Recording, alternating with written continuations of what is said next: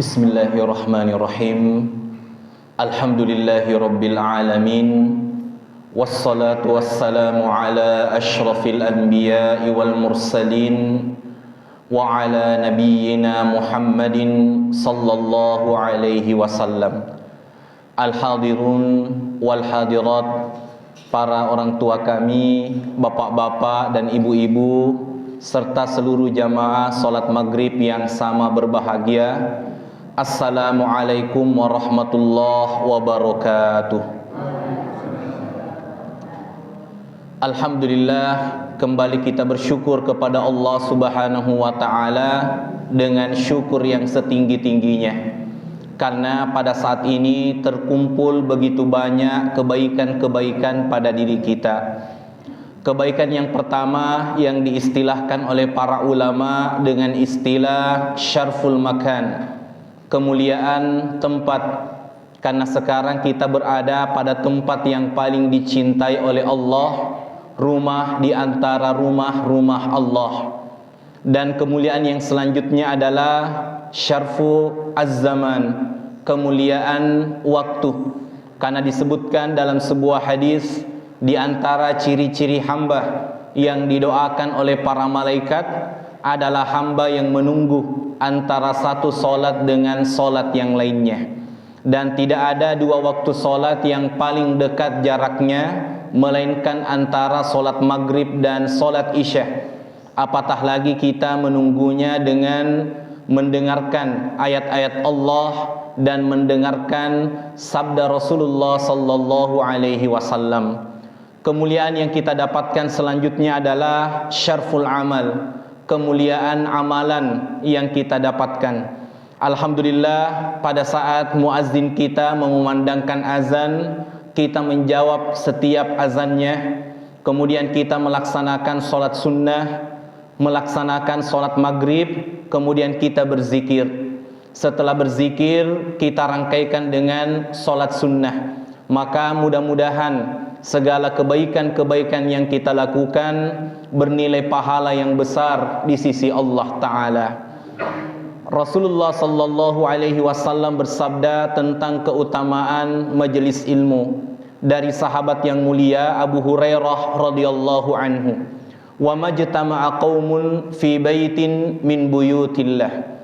Tidaklah berkumpul sebuah kaum di rumah di antara rumah-rumah Allah.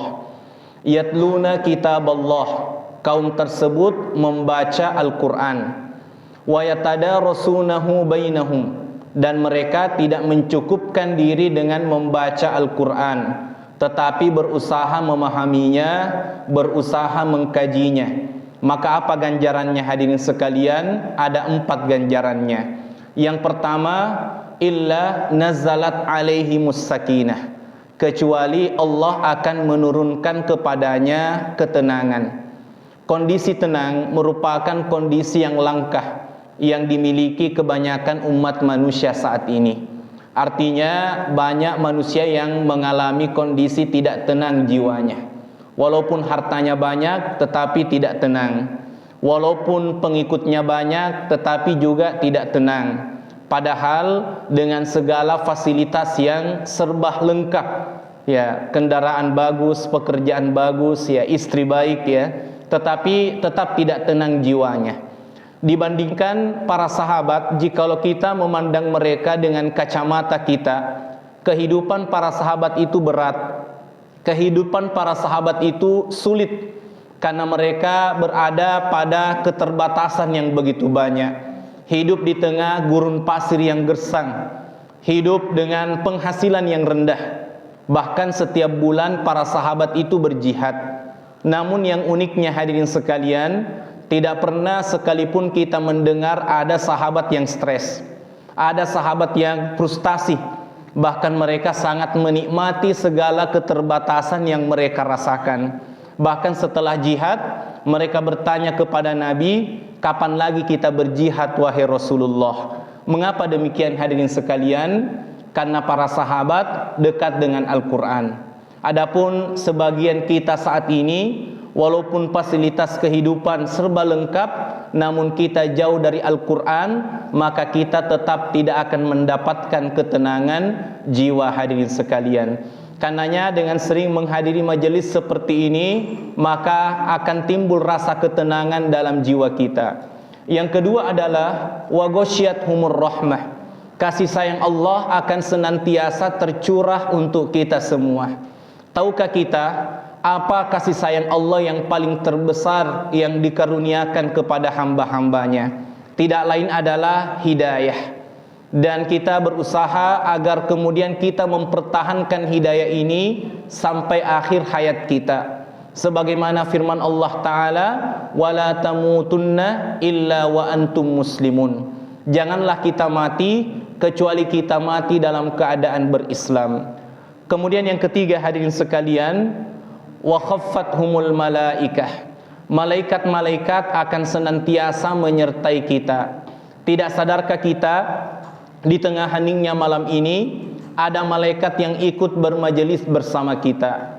Dalam sebuah hadis Rasulullah sallallahu alaihi wasallam bersabda, innal malaikata la tad'u ajnihataha ridon litullabil ilmi. Sesungguhnya para malaikat-malaikat itu tidak segan-segan meletakkan sayap-sayapnya. Mengapa para malaikat harus meletakkan sayap-sayapnya? Sebagai bentuk keridhoannya terhadap para penuntut ilmu agama, orang-orang yang memperdalam ilmu agama. Dan yang terakhir hadirin sekalian, wa dzakarahumullahu fiman indah. Allah akan membangga-banggakan kita di hadapan penduduk langit. Walaupun kita tidak terkenal di dunia ini, namun seringnya kita hadir memakmurkan rumah-rumah Allah. Seringnya kita terlibat dalam kebaikan-kebaikan, maka kita akan dikenal oleh penduduk langit, sehingga urusan kita setelah kematian akan dipermudah hadirin sekalian yang dimuliakan Allah. Pada kesempatan yang berbahagia ini, kami ingin membawakan materi tentang keutamaan salat dari sahabat yang mulia Abu Hurairah radhiyallahu anhu.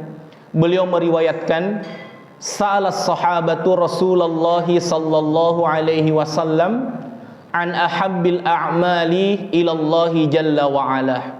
Adalah para sahabat datang bertanya kepada Nabi tentang amalan yang paling dicintai oleh Allah. Fa ajabahun Nabi sallallahu alaihi wasallam. Maka Nabi kita pun menjawab bahwasanya amalan yang paling dicintai oleh Allah as-salatu ala waktiha. Salat tepat pada waktunya. Salat adalah satu-satunya ibadah yang diterima oleh Rasulullah sallallahu alaihi wasallam di atas langit ketujuh. Karena pentingnya ibadah ini, sampai-sampai Rasulullah diperjalankan, diangkat menuju langit ketujuh. Adapun ibadah-ibadah yang lainnya diterima oleh Rasulullah di atas permukaan bumi ini. Karenanya bagi kita yang memaknainya, maka kita harus memperhatikan perkara salat ini. Dalam sebuah riwayat Rasulullah sallallahu alaihi wasallam juga bersabda, as-salatu nurun. Salat itu adalah cahaya. Dari potongan hadis ini ditarik kesimpulan, barang siapa yang salat maka hatinya akan bercahaya. Dunianya akan bercahaya, alam kuburnya akan bercahaya, dan dibangkitkan di hari kiamat juga dalam keadaan bercahaya. Karenanya jikalau kita membaca Al-Quran, begitu banyak ayat-ayat yang menceritakan antara Nabi dengan salatnya. Artinya semua Nabi ini memiliki perhatian yang besar terhadap salat. Di antaranya adalah seorang Nabi yang mendapatkan gelar sebagai Khalilullah, kekasihnya Allah. Nabi terbaik kedua setelah Nabi Muhammad sallallahu alaihi wasallam. Nabi yang mendapatkan gelar sebagai bapak tauhid ternyata pernah berdoa, dan doanya Allah abadikan dalam Al-Quran.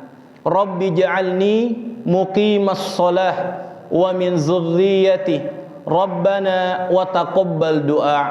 Ya Allah, jadikanlah aku sebagai hambamu yang mendirikan salat begitu pula juga dengan anak keturunanku.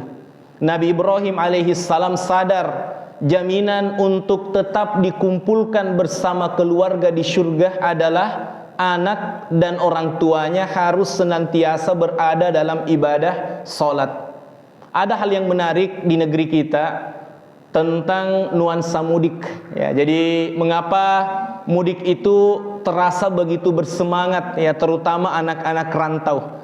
Karena mereka menganggap mudik ini adalah momentum untuk berkumpul dengan keluarga yang disayangi, keluarga yang dicintai. Ya, walaupun kehidupan di dunia ini pasti ada perpisahan. Namun pertanyaannya hadirin sekalian, tidak maukah kita berkumpul kembali dengan keluarga kita di surga? Yang mana di surga itu pertemuan yang tidak ada perpisahan lagi setelahnya. Karenanya hadirin sekalian, kita harus mengkondisikan keluarga kita sebagai keluarga yang mendirikan salat. Dan Nabi Ibrahim yang memperlihatkan keseriusannya pada ayat ini, terimalah doa kami ya Allah. Jadi Nabi Ibrahim alaihissalam ada salatnya.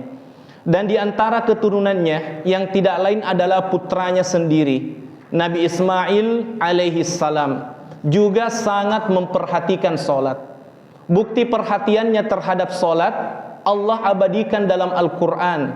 Wa kana ya'muru ahlahu bis salati waz zakati wa kana 'inda rabbih mardiyya. Nabi Ismail setelah salat, setelah membayar zakat, dia juga memerintahkan keluarganya untuk salat dan membayar zakat. Dan perbuatannya ini diridhoi oleh Allah Ta'ala. Karenanya selama kita salat dan membayar zakat, kita perintahkan keluarga kita untuk salat dan membayar zakat, maka selama itu pula kita akan berada dalam keridhaan Allah Ta'ala. Nabi selanjutnya yang Allah abadikan kisahnya dengan salat adalah seorang nabi yang mendapatkan gelar sebagai Kalimullah. Seorang nabi yang mampu berkomunikasi langsung dengan Allah tanpa perantaraan apapun. Dialah Nabi Musa alaihissalam. Tahukah kita hadirin sekalian, kalimat apa yang paling pertama didengarkan Nabi Musa alaihissalam dari Rabb-nya? Ternyata bunyinya adalah annani la ilaha illallah fa'budni wa aqimis salata lidzikri. Bahwasanya tiada sembahan yang berhak disembah melainkan diriku. Beribadalah kepadaku dan dirikanlah salat dengan mengingatku. Jadi Nabi Musa alaihissalam juga ada salatnya. Kemudian Nabi yang selanjutnya, seorang Nabi yang memiliki mukjizat, bisa berbicara setelah dilahirkan. Ya, karena semua makhluk, ya manusia setelah dilahirkan hanya mampu menangis. Namun ada satu hamba Allah yang tidak lain adalah Nabi Isa alaihissalam, setelah dilahirkan mampu langsung berkomunikasi. Ternyata kalimat yang paling pertama diucapkan Nabi Isa di hadapan manusia, wa ja'alani mubarakan aina ma kuntu wa awsani bis salati waz zakati ma dumtu hayya.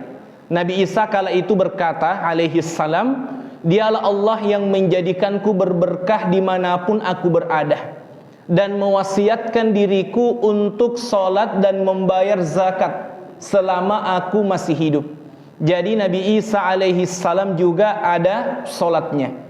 Tidak ketinggalan, tidak terkecuali Nabi kita tercinta Nabi Muhammad sallallahu alaihi wasallam. Betapa seringnya menyemangati, memotivasi para sahabatnya dan kita umatnya tentang keutamaan salat. Rasulullah sallallahu alaihi wasallam bersabda, "Ara'aitum law anna nahran 'inda buyuti ahadikum yughtasalu fihi khamsu marrat." Wahai para sahabatku, bagaimana pandangan kalian jikalau di depan rumah-rumah kalian dilewati oleh sungai? Ya, tentu saja sungai yang jernih. Sungai itu dipakai mandi sebanyak 5 kali. Fahal yabqa min daranihi syai'? Apakah tersisa daki bagi orang yang mandi di sungai tersebut? Maka para sahabat menjawab, bala ya Rasulullah. Tentu saja tidak akan tersisa daki bagi orang yang mandi di sungai itu sebanyak 5 kali. Ya, sekedar mandi 2 kali saja, ya susah bagi kita untuk menemukan daki. Maka bagaimana jikalau mandi sebanyak 5 kali? Maka mulailah Rasulullah beranalogi, mulailah Rasulullah berkias kepada para sahabatnya. Wa kadzalikas shalawatul khams. Demikian pula lah salat 5 waktu itu. Kalau mandi menghilangkan daki yang melekat pada tubuh kita, maka salat yang dihilangkan adalah dosa-dosa yang melekat pada diri kita. Dan siapa di antara kita yang tidak pernah terjatuh pada kesalahan dan dosa? Dan salah satu penggugur dosa itu adalah dengan salat, ya, sebagaimana firman Allah Ta'ala, innal hasanati yuzhibanas sayyiat. Sesungguhnya kebaikan-kebaikan itu menghilangkan keburukan-keburukan. Dan di antara para ulama menafsirkan al-hasanati di sini adalah salat. Ya, salat menghilangkan keburukan-keburukan pada diri kita. Dan ini juga didukung dengan hadis Rasulullah sallallahu alaihi wasallam. As-shalawatul khams mukaffiratun lima bainahunna illal kabair. Dalam rangkaian atau dalam paket salat 5 waktu, penggugur dosa-dosa. Artinya tidaklah kita salat subuh kemudian salat zuhur kecuali dosa antara subuh dan zuhur itu akan digugurkan oleh Allah, kecuali dosa besar. Tidaklah kita salat zuhur kemudian salat asar kecuali dosa-dosa kita akan digugurkan oleh Allah Ta'ala. Karenanya kita menarik kesimpulan, alangkah beruntungnya, alangkah berbahagianya hamba-hamba yang mendirikan salat, karena dosa-dosanya akan diampuni dan digugurkan oleh Allah Ta'ala. Tidak sampai di situ hadirin sekalian yang dimuliakan Allah. Ternyata salat memiliki begitu banyak keutamaan-keutamaan. Di antaranya adalah firman Allah Ta'ala, innas salata tanha 'anil fahsya'i wal munkar. Sungguh salat itu mencegah pelakunya dari perbuatan keji dan mungkar. Ada yang bertanya, bagaimana Pak Ustadz ya? Ada yang salat tapi masih melakukan kekejian, masih melakukan kemungkaran. Maka cara menjawabnya begitu sederhana. Seandainya dia tidak salat, maka pasti lebih banyak kekejian dan kemungkaran yang akan dilakukannya. Justru salatnya lah ya yang mengurangi, yang membatasi kekejian dan kemungkaran pada dirinya. Jikalau dia memperbaiki kualitas salatnya, dia istiqomah dengan salatnya, maka insya Allah kekejian dan kemungkaran pada dirinya akan hilang. Keutamaan selanjutnya dalam melaksanakan ibadah salat, salat itu diibaratkan seperti tiang agama. Ya, jikalau kita melihat konstruksi bangunan yang secara umum terdiri dari pondasi, tiang, ya, dan atap. Bagaimana bangunan itu kalau tidak ada tiangnya? Maka pasti atapnya akan ambruk ke permukaan tanah. Jikalau salat seperti tiang dalam bangunan, bagaimana seorang hamba yang membangun bangunan keislamannya tanpa salat?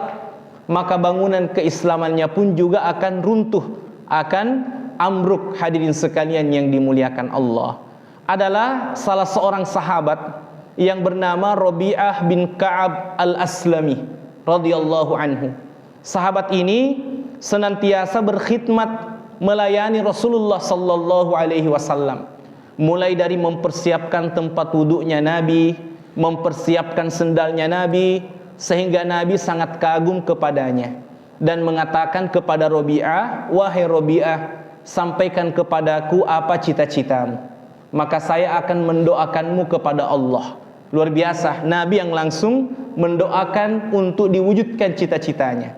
Rabi'ah ternyata cita-citanya tidak ingin menjadi orang yang kaya, tidak ingin menjadi seorang raja.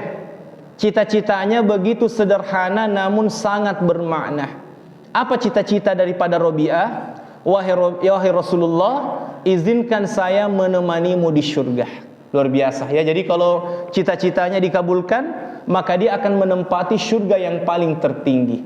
Maka Rasulullah mengatakan kepada Rabi'ah, cita-citamu itu berat ya. Surga itu mahal ya, sebagaimana firman Allah Ta'ala, ala inna sil'atallahi ghaliyah. Ketahuilah perdagangan Allah ya, barang dagangan Allah berupa surga itu mahal. Maka Rasulullah mengarahkan kepada Rabi'ah, fa'a'irni ala nafsika bikasratis sujud. Sembari aku membantumu dengan doa, maka berusahalah dengan usahamu, dengan memperbanyak sujudmu kepada Allah Ta'ala. Karena tidaklah kita sujud kecuali derajat kita akan diangkat oleh Allah. Semakin banyak sujud yang kita lakukan, semakin sering kita menghinakan diri kepada Allah, maka akan semakin tinggi derajat atau kedudukan kita di hadapan Allah Ta'ala. Dalam riwayat yang lain, ya, pernah Rasulullah sallallahu alaihi wasallam menyampaikan kepada para sahabat-sahabatnya, innakum satarawna rabbakum yaumal qiyamah kama tarawnal qamara lailatal badri la tudammuna li ru'yatihi min syai'. Kalian nanti akan menatap wajah Allah pada hari kiamat sebagaimana kalian menatap rembulan di malam bulan purnama. Artinya tidak ada satupun yang bisa menghalangi pandangan kalian dalam menatap wajah Allah. Dalam akidah Islam bahwasanya ada kesempatan bagi kita untuk menatap wajah Allah. Ketika orang-orang beriman dimasukkan ke dalam syurga, dia akan merasakan kenikmatan-kenikmatan syurga, yang mana syurga itu dibayangkan tidak pernah terlihat oleh mata sebelumnya, tidak pernah terdengar keindahannya sebelumnya di dunia oleh telinga. Bahkan khayalan tingkat tertinggi kita tidak akan mencapai kenikmatan terendah daripada syurga itu. Ya, begitulah gambaran dari syurga. Tapi ada satu kenikmatan yang tiada taranya. Kenikmatan apa itu hadirin sekalian? Kesempatan menatap wajah Allah Ta'ala. Ya, sekedar perenungan bagi kita, mulai dari solat pertamanya kita, bahkan mungkin solat terakhir dalam kehidupan kita, kita tidak diizinkan untuk menatap wajah Allah. Tentu saja bagi orang-orang beriman ada kerinduan untuk menatap zat yang telah menciptakannya dari tiada kemudian menjadi ada, zat yang merezekinya sepanjang hayat. Rezeki Allah itu tidak ada putus-putusnya terhadap kita sampai akhir hayat kita. Karenanya para ulama menggambarkan orang-orang yang beriman pada saat menatap wajah Allah, kebahagiaannya melebihi ya seorang anak yang berpisah dengan ibunya selama berpuluh-puluh tahun kemudian diperjumpakan. Ya, kami pernah menonton film dokumenter ya, kisah nyata ya. Ada pasangan suami istri beda agama ya, dari Lampung ya kalau tidak salah. Kemudian anak-anak perempuannya semua ini ikut ke agama ibunya. Ya, kemudian ada anak laki-lakinya diambil oleh ayahnya, dimasukkan ke panti asuhan non muslim. Nah, setelah itu diadopsi oleh orang Belanda. Diadopsi oleh orang Belanda. Pada saat anak ini besar, usianya sudah 30 tahun lebih, dia semakin menyadari kalau orang tuanya di Belanda itu bukan orang tua kandungnya. Ya, akhirnya orang tua angkatnya di Belanda menceritakan tentang kejadian yang sebenarnya. Ya, maka terbanglah dia ke Indonesia, ke panti asuhan tempatnya dulu dirawat, mencari data ya. Siapa sebenarnya ibu kandungnya, ditunjukkanlah kalau ibu kandungnya itu di Lampung. Nah, kemudian dia terbang ke Lampung untuk mencari ibu kandungnya ya, karena menurut info ibu kandungnya masih hidup.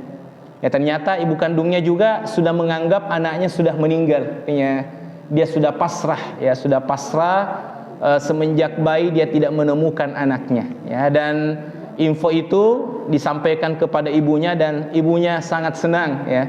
Artinya harap-harap cemas menunggu anaknya, apakah itu betul-betul anaknya atau bukan. Ya, sehingga ditentukanlah hari, akhirnya mereka dipertemukan, Masya Allah, dan satu kampung menangis ya, termasuk ibunya, anaknya, dengan keharuan yang sangat luar biasa. Maka kita bisa menggambarkan pertemuan itu pertemuan yang sangat membahagiakan.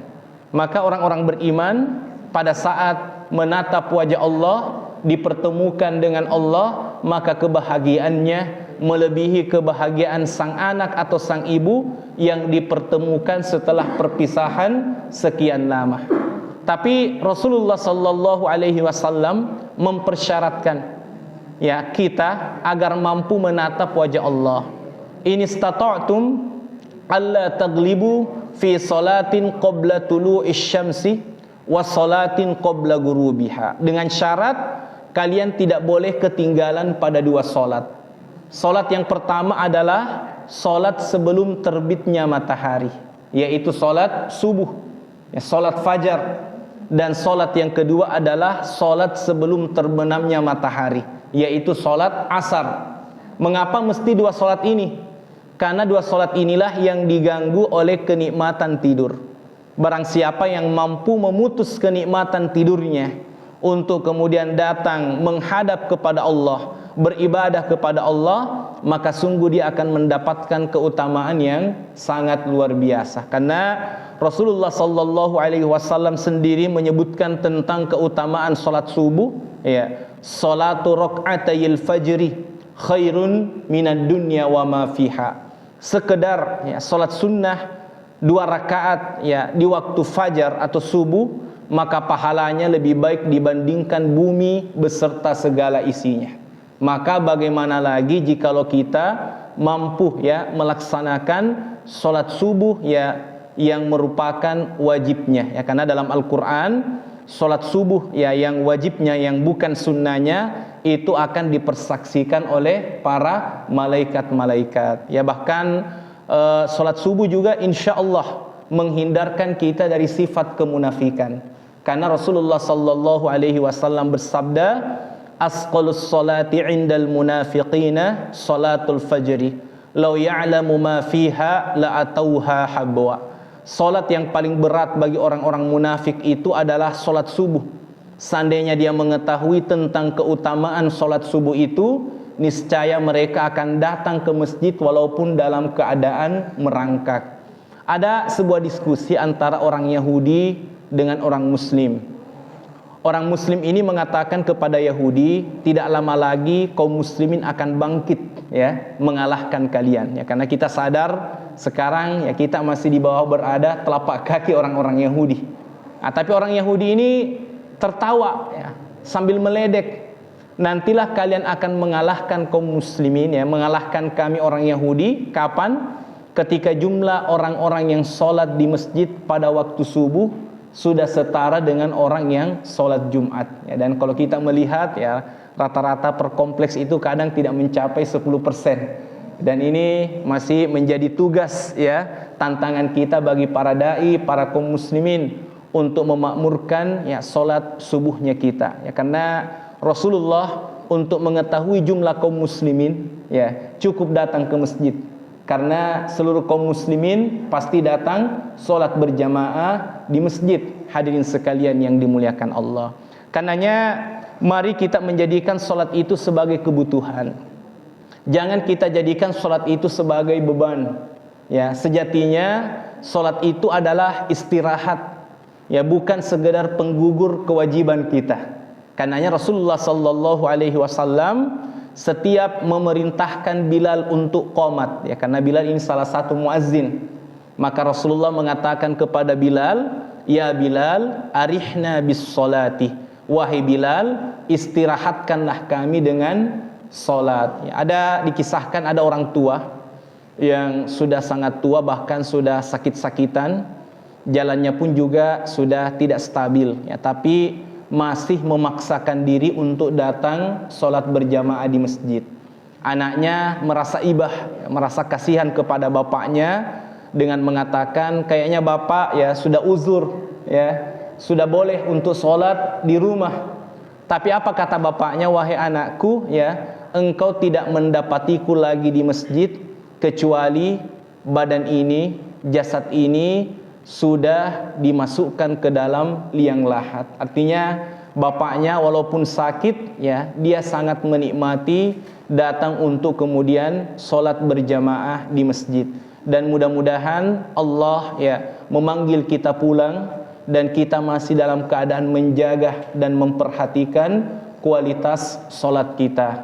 Dan kita memohon kepada Allah Ta'ala agar kita beserta anak-anak keturunan kita semua dijadikan sebagai hamba-hamba Allah yang memiliki perhatian terhadap solat dan menjaga solatnya. Dan semoga Allah Ta'ala mengumpulkan kita di dalam syurganya. Amin ya Rabbal Alamin. Dan kita tutup majelis kita dengan membaca doa kafaratul majelis. Subhanakallahumma wa bihamdik, asyhadu an la ilaha illa anta, astaghfiruka wa atubu ilaik. Wa sallallahu ala nabiyyina Muhammad. Wassalamualaikum warahmatullahi wabarakatuh.